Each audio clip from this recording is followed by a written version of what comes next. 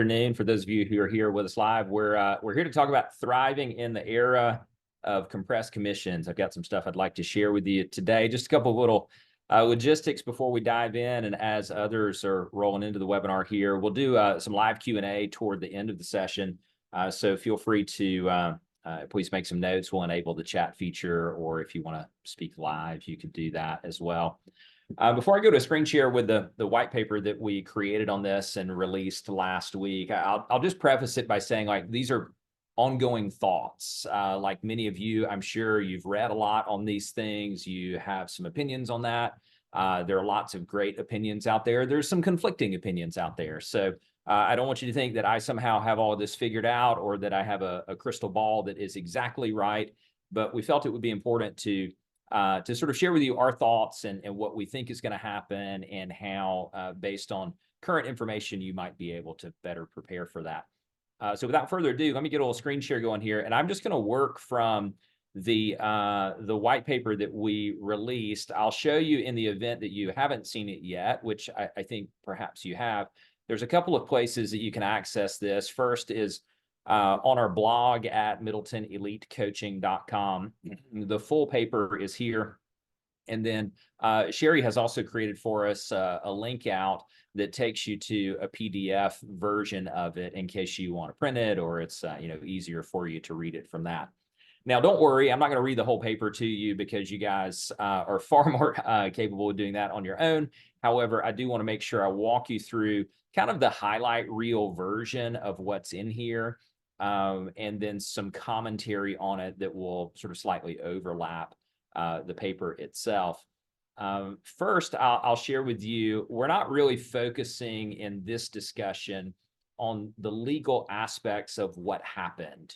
I think while relevant and still very much ongoing, I sort of put that in the bucket of things beyond our control. I think it's important to stay in tune with that. However, not really getting into the what happened or how it happened. I'm much more focused on, based on the information that we have, based on what we suspect might happen, what do we do next? And that's really the outline of all of this. So first, for those who like things in sort of quick hits and maybe perhaps aren't interested in 17 pages of opinion and research, here's the summary. And then I'll dig a little further into the weeds. First prediction is consumers are going to increasingly question real estate agent fees. I think it's going to become the norm rather than the exception. You're probably already seeing and hearing that much more frequently than perhaps you have in the past. I think it's possible we're going to see downward pressure of 30%, maybe more, on total available commission dollars. Don't hear this as I think your commission dollars are going to go down. We're going to talk about how you hold the line, how you continue to demonstrate and articulate the value that you offer. I'm speaking more broadly about total available commission dollars in the market. Just hitting the summaries right now. We'll get in the weeds in a second. I think we're going to see agent count decline. I wouldn't be surprised if that's 30% or more by the end of the year in 2025. I think, I always want to wish everyone well, and I always want the best for people. And for most of you who are watching this, who are career agents, and you are at the top of your game or moving toward the top of your game, this is probably a net advantage. Number 4, which we'll spend a little bit more time on today than the other points, is I think it's almost a certainty that we're going to see this increasing number and variety of compensation plans to emerge. There's already a lot of experimentation in this area right now. Again, I think it's another thing that's going to become more the norm rather than the exception. And I think most of you know me well to know I'm always looking for the opportunity and the silver lining of things. I think there's a really big opportunity for agents like you to gain market share as all of this is happening. Might take a little while, might be a little bumpy, but I think you're going to be well positioned to do that. So those are the 5 predictions. Here are the 5 things that we give you from an action plan standpoint. Again, just giving you the quick summary, and then we'll dig a little deeper in the weeds on this. Number 1, you got to stay positive and you got to stay proactive. This is not the time to be in scarcity. This is not the time to be defensive. This is not the time to stick your head in the sand and think everything's going to be okay. When we're positive and proactive and we're leading ourselves and our teams appropriately, that's where you get this big market share advantage. And I think there's a first mover advantage as well. Number two, we'd have you do a thorough skills assessment of everybody on your team, including yourself.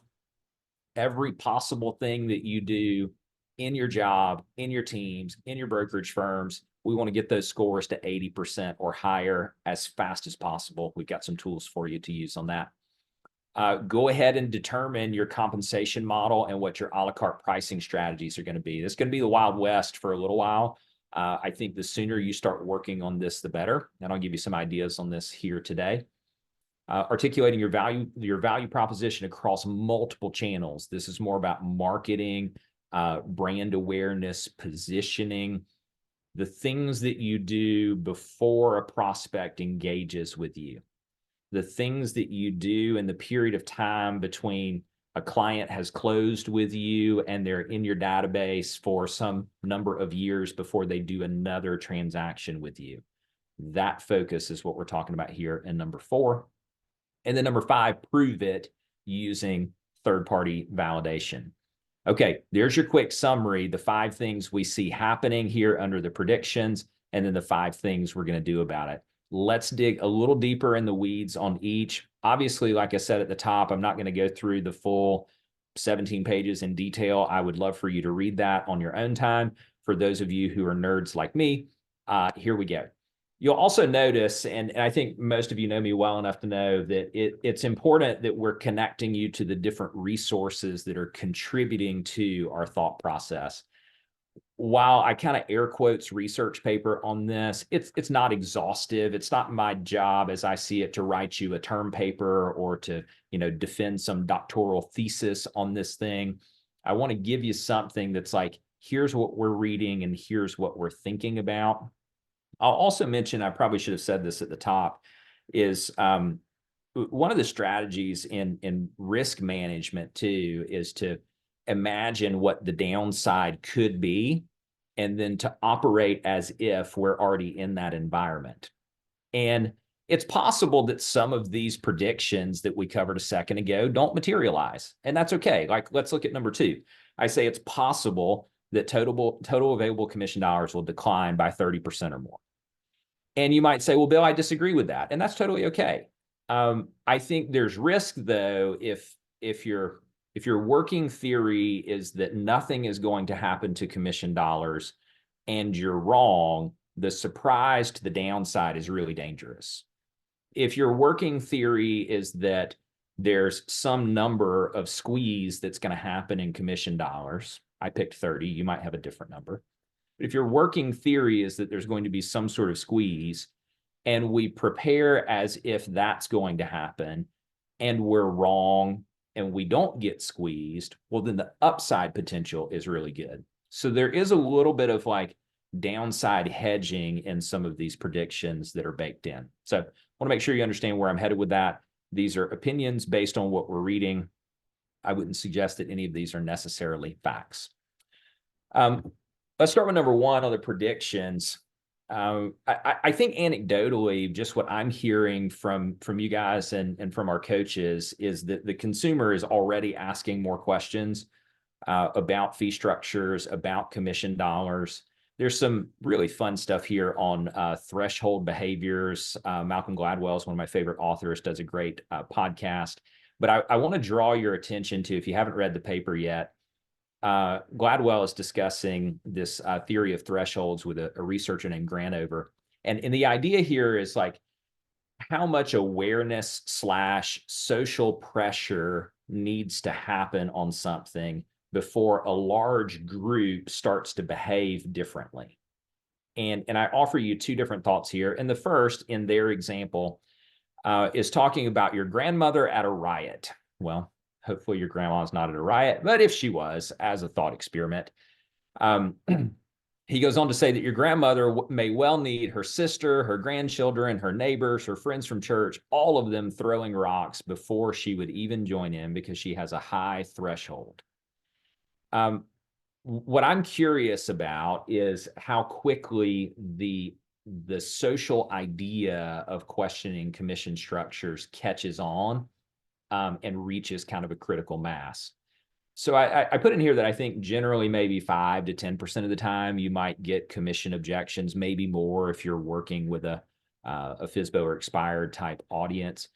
But consider for your teams, how long would it take for that percentage to double? How long would it take for that to become the norm rather than the exception? And there's this cool idea called the diffusion of innovation, which is another way of looking at how quickly ideas catch on. And what I'm really paying attention to, and then we'll move off of this, is like how quickly does the early majority show up to this party? You could probably argue that there's always been this group who's asked that question. You might argue that maybe some of this group has really questioned fee structures. I think we could probably all agree that most of this group has not really pushed hard on our value or what we charge for it as agents. It's when this group really shows up that we start seeing it become more of the norm, and therefore we need to be prepared for it. I would maintain that that's probably coming faster than you think. Sherry pulled for us, and this is fantastic. We looked at some Google Trends data last week on kind of all iterations of things related to real estate agent commissions, buyer commissions, the various settlement proposals, et cetera. And you can just see graphically from the search phrases that we pulled how prevalent those searches were last week. That would have been first week of April. There were a handful that are up 5,000+% in search volume, which Google refers to as a breakout trend. DOJ's weighed in on it. The president's weighed in on it. I look at all of that and basically say, I don't think the conversation's going away. I think it's probably only going to get louder, which creates some opportunity for us to differentiate ourselves from others. The reason I spend a second on this is because there is a group, I think, who's kind of looking at this like, nah, this is nothing. I think this will blow over. And maybe you're right. I'm not sure. Again, who knows? I don't think so, though. I think the tailwind is too strong on this as an idea for it to go away. I don't think it's a fad. I think it's probably moving in the direction of a new normal. Number 2 in the predictions, commission dollars possibly down 30%. There's a great research report on this. This analyst firm, KBW, is doing a lot on this topic. I've read most of what they've written so far, and this links out to a report of theirs. But generally speaking, their thought is because there would be more transparency in all of this, that there would be a decline. They're looking at 200 basis points, so call that 2% in layman's terms. And I think this is some of the ways that it could show up. The Fed Bank in Richmond released a report. This was, I think, sort of interesting that the current compensation structure deviates from their cost basis, may lead to elevated home prices, overused agent services, and prolonged home searches. This is kind of the thing that the Department of Justice is really hooked in on right now, too. I don't want to belabor too much of kind of the legalese points because I know we all want to get to like, what do we do about it? However, this is just another thing that says that the pressure, I think, is real, and financial analysts and economists outside of real estate see it as sort of a flawed equation currently, which would further suggest that downward pressure. So if many of you have suspected, I think accurately so, that if those things happen, then agent count is going to retreat. Now, again, I just like you want what's best for everyone. And there is a reality too, though, that over the past decade, membership in NAR has grown from roughly 1 million to roughly 1.6 million in a time where transaction count has roughly stayed the same. If we go back and adjust for sort of the pre-recession speculative boom here, and we adjust for kind of the COVID era stimulus boom here, you can just see graphically, and this is NAR data, you can see that graphically transaction count has not grown significantly per year, but agent count has grown 60% over the past decade. Said a slightly different way, fewer transactions per agent. And you could see how if agent count went down, transaction count is predictably going to go, sort of marginally up off of this line, hopefully settling in around 4.5 to 5 million seasonally adjusted annually. Then we would see something that looks like transactions per agent going up, which is a win for those of us who are still in the business. A little comment here on unemployment rate. As you all know, the job market's still really strong. Most recent unemployment reading, I think, was 3.8. And that just means that those lower producing or part-time agents or folks who frankly might not be willing to kind of do the work to reinvent the business in this, it's going to make it easier for them to go find a more predictable paycheck. Compare that just very quickly. Compare that to what we know is happening with the job market kind of in this era here, where it was comparatively much more difficult. So you could look at this and say, okay, transaction count was super low then, Great Recession era, and agents bailed, but they bailed into a really weak job market as well.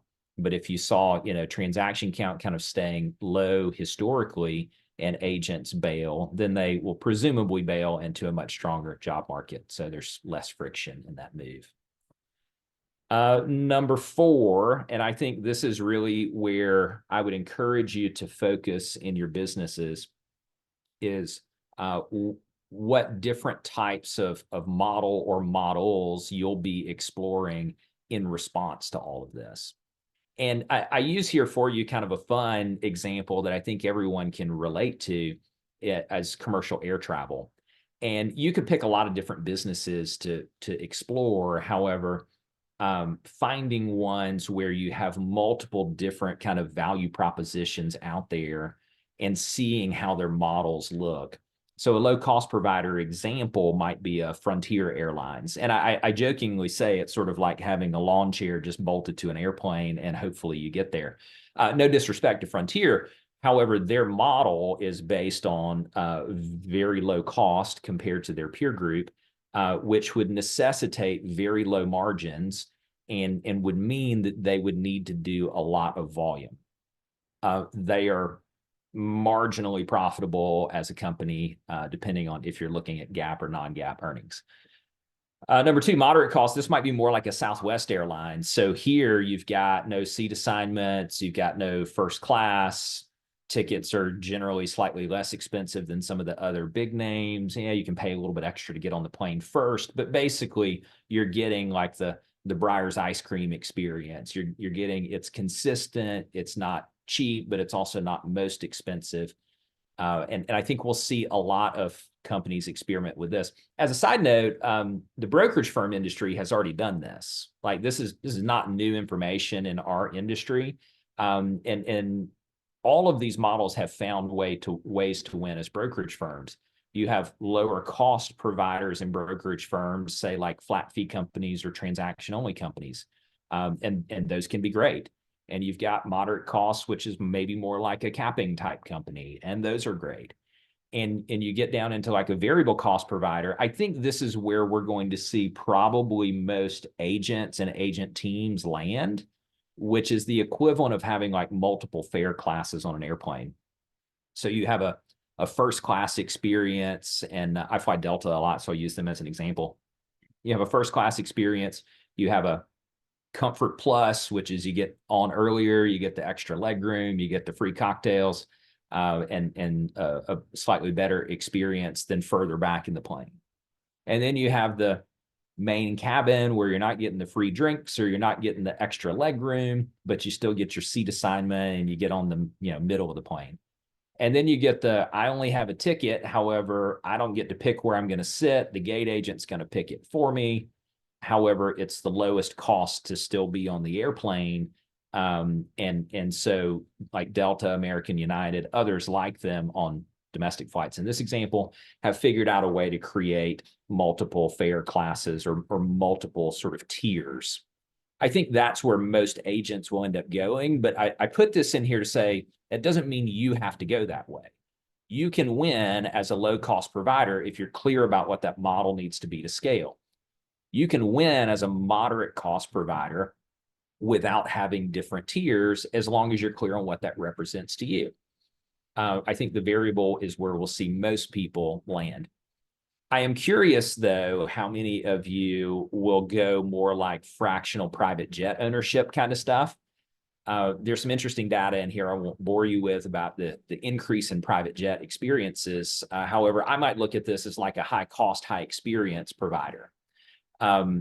Different than saying, hey, I offer first class and I offer comfort plus and I offer main cabin. This is more like all I offer is private jets. And if you don't want private jets, then you need to go somewhere else. But if you do want private jets, you can come to me. I think we'll see some people experiment with this as well. Whether you choose numbers 1, 2, 3, or 4 in this example, low cost, moderate cost, variable cost, or high cost, I see those as kind of your 4 options.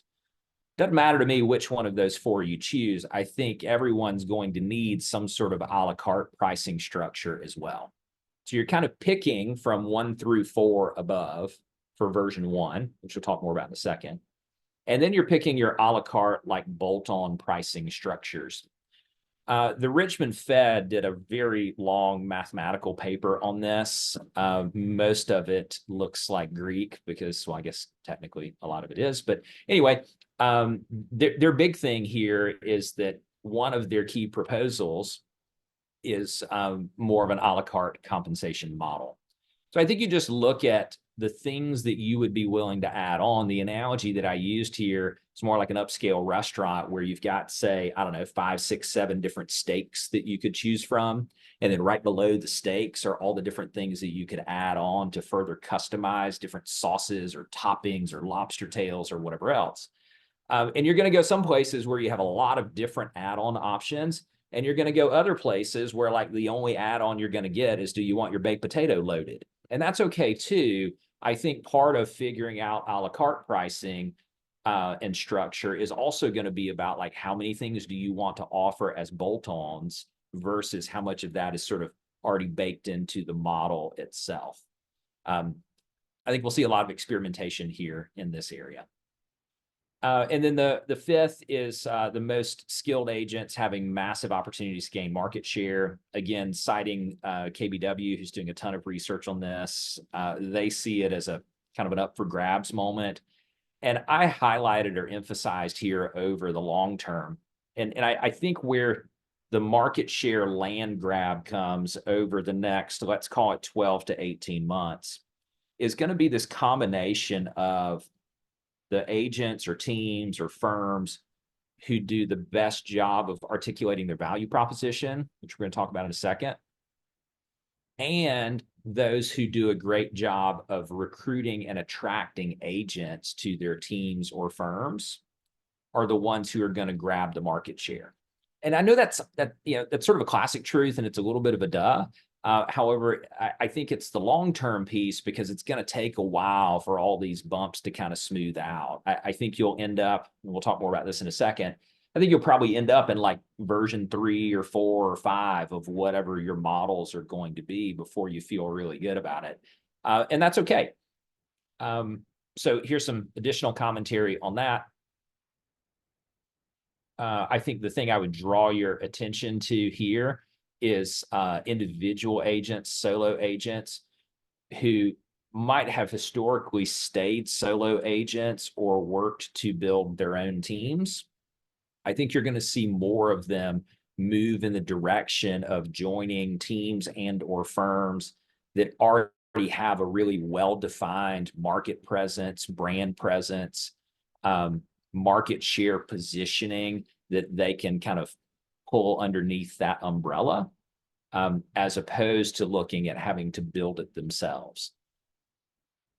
One thing I will pause on here, and thanks for hanging with me on all of this. I've been thinking a lot about this concept of anti-fragility. And if you've been around me a while, you know that I'm a fan of Taleb, who is a philosopher, investor, researcher. And if you've ever read any of his books, congratulations, because they can be quite a bear to read, but the concepts are really cool. So hang with me. Anti-fragility is basically this, in Bill's words. If you imagine a spectrum where on one side of the spectrum is fragile, easily broken, and on the other side of the spectrum is resilient or robust, we would normally just think in those confines. I'm either easily broken or I'm tough and I can withstand stressors. And Taleb proposes that that spectrum's not actually long enough, that we need to go farther out on the spectrum where resilience might be the kind of the midpoint, and farther out is anti-fragile. Things that thrive when exposed to volatility, randomness, disorder, stress, et cetera. Many of you were in the business, I was too, back in the Great Recession, and there was this element of like, just kind of grit your teeth and suck it up and grin and bear it, and hopefully we can get through it. And there were also people in that period who exhibited anti-fragility because they built businesses in that downtime. They got good at REOs or short sales or whatever it was. I'm not saying we're headed there, but use that as an analogy to say, okay, here is what I believe to be one of the more challenging times in our industry, maybe not for you personally, but broadly in our industry, one of the more challenging times, maybe ever, but certainly in the past 20 or 30 years, where there's a potential for it to be upended. And that's going to create a lot of stress. It's going to create a lot of uncertainty. It's going to create a lot of risk. So the question becomes, do I solve that by being resilient? Or do I solve that by saying, here's a big opportunity where I can flex some muscle and exhibit anti-fragility? I put in here, it's the difference between just toughing it out and growing through like the difference between toughing it out and growing, or the difference between surviving and thriving. And of course, we want to focus on the thriving part of it. Yogi Berra, one of the great philosophers ever, if you're a baseball fan, said baseball is 90% mental and the other half is physical. If you can figure out what he meant by that, please let me know, because I would like to know. Okay, so there's the predictions with a little additional commentary. Let's get into what do we do about this. Number one, you've already heard me say this, stay positive and proactive.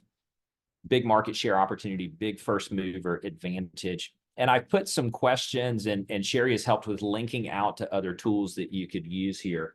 Our goal in putting this forward was to give you a lot to think about, but then to also give you very practical exercises that you can go use yourself and or you can go use with your teams.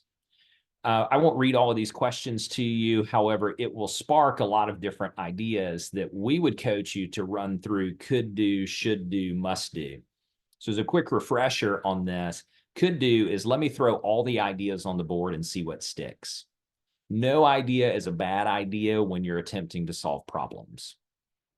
Based on those could do's, though, chances are I don't want to pursue all of them. I need some kind of filtering mechanism. So I'm going to move from the could do's about 20%. We're going to use 80-20 rule there. My best 20% of ideas, I'm going to move those over to should do. And then to go from should do to must do, I'm going to lean in really hard on like, if I don't do this, then I'm going to miss opportunities. Or if I don't do this, then I'm going to be susceptible to outside threat. And then that will get you further into distilling your ideas from just spaghetti at the wall, drill down to what the must-dos are. There's been some debate recently about the timeline and NAR's proposed settlement of mid-July. I'm not smart enough to figure out when that could actually happen logistically. So I would just encourage you to not let the legal timeline of things dictate your action.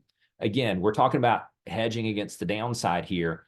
If you were to do most of the things that we're talking about today, or whatever you feel is appropriate for your business, you were to take some sort of meaningful action over the coming weeks and months, and we looked up this summer and the changes, proposed changes, got pushed out a year.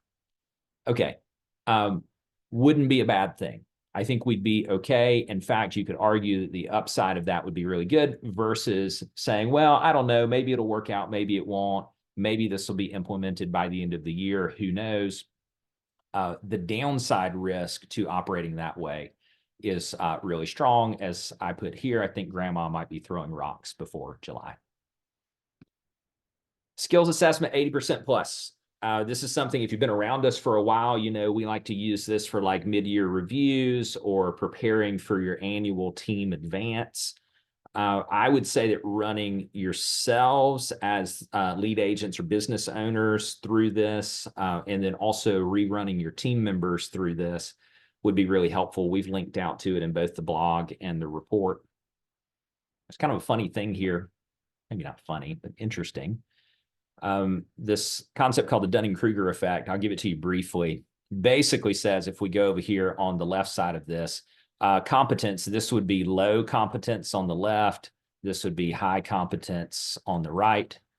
There is an interesting sort of dynamic where someone who has low competence feels very confident in their level of competence. Let me say that again.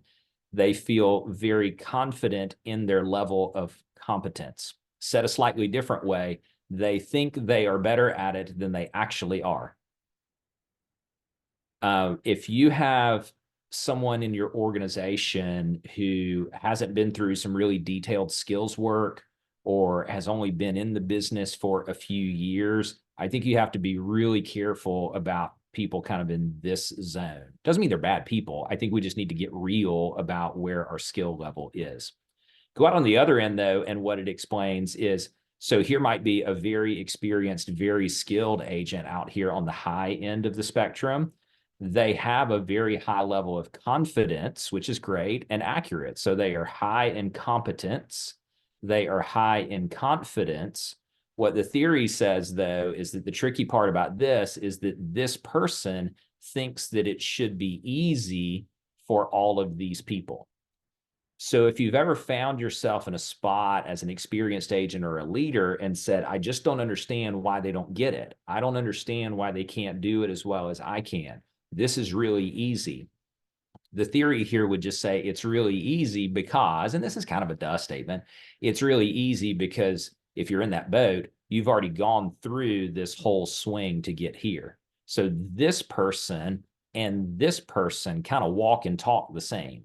The difference, though, is the actual level of competence versus the perceived level of competence. And you're like, all right, cool, Middleton, what the heck does all of that mean? I think what that means is you have to test skill and you have to test assumption in every corner of your organization. And if you as the business owner, if you're in that position, if you as the business owner do not feel like everyone on your team is at 80% or better in every area, that becomes the battleground. Because if we're going to talk about articulation of value proposition in a second, if we're attempting to market and articulate value proposition and the skill is not there to back it up, that becomes a pretty slippery slope. Okay, so you've got to link out to the performance assessment. You got a little bit of psychology in here for the day. I think now's the time to really lean in even harder on the expectation of quality work for yourself and your team, not necessarily more work or different work, just increasing the quality of the work. Number 3, this is compensation models. I just want to push you to begin to make some decisions on compensation models. I'm not confused that this is going to be messy, kind of tough work, because particularly if you've been at this a while, you're basically taking the existing ideas and models that you have about compensation, and you're almost blowing them up and starting over. I mean, it's not completely. Maybe it's more like a stripping it back to the studs and starting over. And that's okay. I think the trap is to not start working on that. The trap is to not have an answer when a buyer or seller prospect says to you, what are my options related to your commissions? Options give the illusion of control. Much more likely that someone is going to pick something if you put a few different options in front of them. So this whole section is really about just getting version 1 out the door. I put forth maybe an idea you could use here is create kind of a focus group of your top 25 raving fans and clients. And I'm not saying that's the best idea, kind of an interesting one though. If you were to put all of them together and say something like, you would educate them up front, of course, here's what I'm thinking about doing. Here are my different ideas for version 1. Let's say that you're going with the variable cost type model. Here's what I'm thinking my first class package would look like. Here's what I'm thinking my Comfort Plus would look like. Here's what I'm thinking my main cabin would look like. Here's what I'm thinking my economy ticket would look like. Here's what I'm thinking my a la carte pricing would look like. What do you think? How can we make it better? And then maybe the internal question for yourself and or your teams is, how could we make this so great that people would feel silly for not doing business with us? And if you can get that just somewhat polished into a version 1, I think giving yourself some grace to maybe not hit the bullseye in V1 and instead look at it as like multiple iterations of things. Think of it like a piece of technology, or think about how good you are at something now compared to when you first began. There will be an iterative process to this that I think all of you will embrace, I'm sure. The thing I really want to caution you against, though, is don't wait to start working on version 1, because there are going to be plenty of people who are already out ahead of you, and that sort of goes back to the first mover advantage. We got 2 more to go through, and then I'm gonna open it up to some Q&A. Thanks for hanging with me as I kind of walk you through the key points of this. Number 4, articulating your value proposition through multiple channels. And for me, this is more about brand awareness and positioning. Many of you already do a great job of this. And I think probably for everyone, there's still an opportunity for improvement. So I would say that there's a difference between how good you are at the kitchen table, say in a listing appointment, or in the conference room table at a buyer consult, or via Zoom, however you're doing your consults. I think there's a difference in how good you are at that and how good your target audience perceives you to be before the moment of the kitchen table. And everything that happens that leads up to that first meaningful conversation with you, that first meeting with you, the listing appointment or the buyer consultation where you know you're really good, I think everything that happens before that becomes increasingly important. And this is really marketing, and this is brand positioning. And you see lots of companies outside of real estate, and some inside, but you see lots of companies outside of real estate do a fantastic job of this. So I might just encourage you to kind of keep your eyes and ears open to companies that do well in professional marketing and how you could borrow some of those ideas.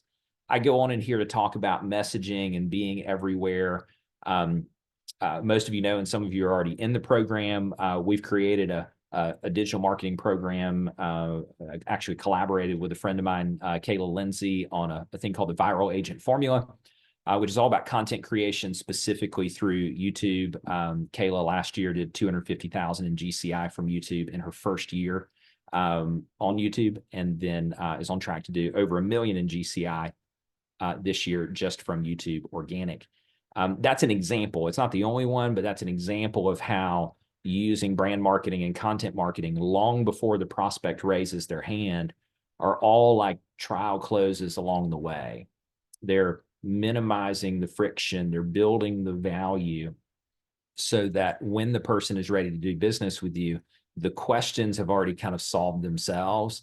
Many of the objections have already been handled. And now here we are at the kitchen table or the conference room table, ready to close them in something that's going to feel a lot more familiar to you. And then number 5, prove it using third-party validation. And I think a lot of folks that we work with already do a nice job in the reviews and testimonials piece. I would encourage you to amp that up, both in the frequency with which you get them and the depth with which the person gives you their testimonial. So I put some really sort of extreme yet easy examples, like, we love working with Jane. She's the best agent ever. Okay, we all have testimonials like that. You know, we're thankful for the person who wrote that about us, but that doesn't really do anything to validate your value proposition. But instead, if they were to say, Jane's the best real estate agent, and here's all the cool stuff that Jane did for us in the transaction, and you all have stories like this, I'm just encouraging you to pull them in your client's voice, your past client's voice, via testimonials.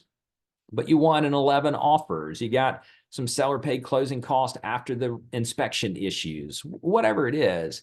And you could appreciate how these become an even more critical part of how you're either telling your story via content marketing or you're telling your story in the consultation itself. So you're talking about your ability to negotiate and how good you are at negotiation. And you're saying, here's an example of what we did for one of our clients recently. And you put that example on the table. I'll give you something that you might write in your notes, and then we'll kind of move to wrap this part up and take some Q&A. And I think I heard this from John Maxwell, but don't quote me on that. It's not an original thought, but there's sort of a three-part sequence to be considering here. And number one is the things that we tell people they are likely to resist.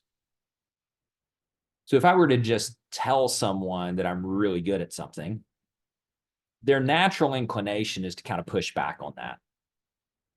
And most of us as agents, myself included, tend to be pretty good at words. And so the trap, if you're not careful, is to just tell. There's going to be even increased resistance there. So if we tell them, they're going to resist it. If we show them, they're going to understand it. And then if they tell themselves, they're going to believe it. So part of what I really like for you to focus on as you're continuing to lean in on branding and content and marketing and your presentations are the things that you're going to show them, which help them understand, and the things that they're going to tell themselves based on that. You're eliminating that friction, and then they're further kind of buying into you and or your team as a process. All right. Conclusion, and let's go to Q&A here in just a second. I think the next 6 to 12, maybe 18 months, going to be pretty bumpy. And I think the bumpiness is actually a good thing. So if you're sitting back and saying, oh my gosh, Bill, what are we going to do? I don't know that I'm prepared to handle this. Well, you might not be. And there are a lot of folks who are maybe a little bit confused and thinking the same thing. I do think that this creates just a massive, massive opportunity for those of you, which I'm sure all of you on the webinar right now, who are going to lean in harder on this, who are further going to flex your muscle, who are going to refine and get a little bit better at what you do, and then ultimately create a place that maybe even attracts more agents to you, either at your team or at your firm. I would love for you to, I recognize that 17 pages is a lot, and if you follow all these link outs, you'll spend quite a bit of time. However, I think if you spend the time to go through this and maybe walk your teams through this, if applicable, you're going to get a lot of great stuff that you can go execute within your teams and your firms. Of course, we stand ready to help with all of that as well. So let me do this. I'm going to go to Q&A now. And I've intentionally kind of motored through most of that to give us a little bit of time for Q&A here. A couple of ways we could do it. If you want to just throw a question in the chat box, I'm happy to grab that. Or you're welcome to raise a hand and I will unmute you and you can ask your question if it's easier to ask it versus type it. I see Susie is here and has a question. So let me find you here on my controls, Susie. All right, Susie, if you want to come off mute, I think you should be able to ask your question now. Thank you. Okay, my question is for the states such as North Carolina that have a very strict buyer agency agreement that says it's a fiduciary agreement. How would an a la carte menu protect the agent and the buyer? Mm-hmm. Because our buyer agencies list specifically things that we must do. Sure. Well, it's a great question, Susie. So I'll answer it in a couple of different ways. First, as a bit of a disclaimer, I'm not licensed in North Carolina, nor am I a broker in charge. So I would defer to your broker in charge on the question. However, I think what at a national level seems is going to happen is this move in a direction of saying, like, so here would be an example. Your base level of service or compensation includes these things. And that might include what you're describing in your agreement in North Carolina. And the fee for doing these things is X. And that might represent like the economy or main cabin sort of example. And then on top of that, there might be other things that you would be willing to do outside of the scope of like economy or main cabin that you wouldn't do just rolled into that you might have alternate pricing for. I think that's sort of the general direction that most of the economic analysis on this is headed. So unfortunately, I can't comment specifically on North Carolina, but hopefully that helps add a little bit to it. Thank you. Yeah, thank you, Susie. All right. John, you're up. Hey, Bill, along those lines, I'd never considered really an a la carte services on the buyer side. Working on ours actually right now for the listing side. Is it something that if we have buyer agency agreement, we can still sign a separate contract? I think that's a question for our brokers in state law. And so long as we explain and do a good job in a buyer consultation, and they understand exactly how compensation is going to be received, or when they, as the buyer, require it. I mean, maybe it's because Michigan, we already do most of these things. Do we really need to have a buyer side a la carte menu? It's a good question, John. I mean, in short, I don't know. I think this is part of what some teams are going to experiment with, where maybe they say like, here's the model that we're going to use, or here are the couple of models that we're going to use. And each of those models are all inclusive of everything. And then you don't have anything that's a la carte. The example I was using in a call earlier today that I think could be another corollary is kind of like, if you went to, say, an estate planning attorney and you said, I want my will done, and I want my durable power of attorney done, and I want my, medical whateverness done, I want that package. And they say, okay, I'm going to make up numbers now. They say, okay, if you want all of that, here's all the forms we'll do for you. And it's $3,000. And then along the way, you're doing those forms and you notice that, okay, now you need some stuff done about a trust or something like that.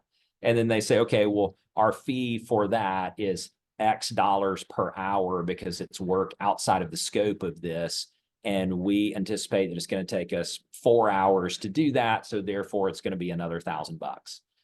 Now, I don't know how this will shake out at the state level. I could imagine, though, where maybe in the moment of the buyer consult itself, there's an agreed upon scope of the work that we would do, and you get a little further down the path and they want to kind of add some stuff to after the fact. And so it could be more of an agreed upon like hourly rate for that work, or it could be kind of like, okay, so again, I'm making up examples here.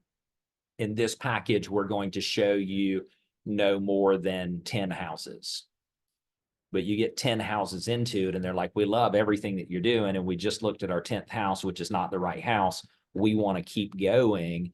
Then does it, and this is a rhetorical question, does it become okay, based on that, our per additional house fee is X?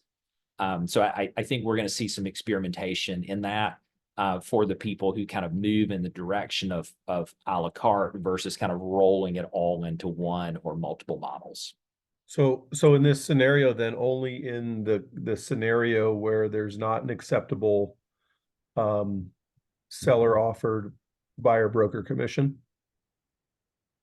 Correct. Yeah. And I think that's where, again, kind of the unknown becomes, because everything that we've discussed, at least in my opinion, becomes pretty easy if the listing agent / seller are willing to offer compensation to you as a buyer's agent consistent with what your models are. But I think the thing we probably want to get out ahead of is that scenario in which sellers are not willing to offer it, or sellers are only willing to offer less than what our buyer agent models would be, how we're going to kind of make up that delta. And I think to the extent that we could cover those scenarios as part of the buyer consultation process, and almost we might not need to go here, but if we do need to go here, here's what this is going to look like. It is probably going to be really prudent for everyone. Gotcha. That makes good sense. Yeah. Thank you, John. Other questions? See who else. you're welcome to either raise your hand here, or you're welcome to throw something in the chat box. We'll go just a few more minutes, then we'll wrap up.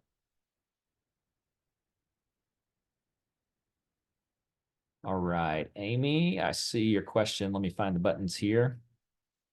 All right, Amy, when you're ready to come off mute, I think you should have the floor. Okay, hey Bill, how are you? Hey, I'm great. I hope you are. I am. So as you know, I'm a buyer agent on a team. So do you see that role is going to be kind of overall for most teams having to evolve into something else? What are your thoughts on that? I don't, the short answer is I don't. I don't think the buyer agent is going to go away. I mean, I know that wasn't exactly your question. I know there are some thoughts out there of like, this is going to make buyers agents obsolete. I don't see that as the case. I think, and I write about this somewhat extensively in the paper, I do think it's probably a little harder to defend the tangible cost of working with buyers compared to the tangible cost of working with sellers.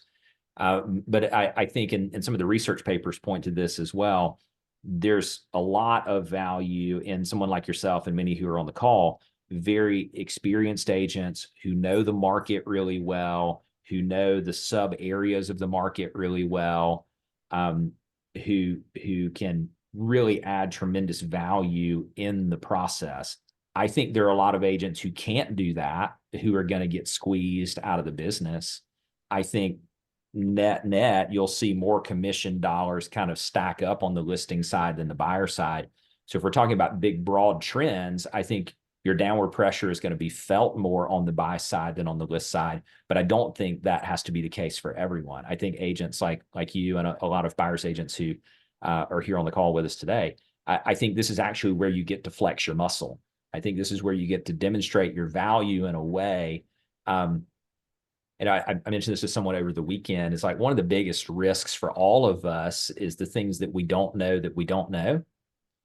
And you all know this in working with buyers, like there are plenty of things that buyers aren't even aware of that you are. And so how to treat, the work that you do with them as both value and almost like an insurance policy against their own ignorance. There's probably a more delicate way to say that, but you get the point. I think that's the opportunity there. So I think this is actually kind of an exciting time for buyers agents, and I don't mean that as spin. I think the best ones will rise to the top. I think the others are going to get squeezed. Okay, sounds good. Thank you. Awesome. Thanks, Amy. All right. Anybody else? Got a few more minutes for questions here if you have some lingering ones.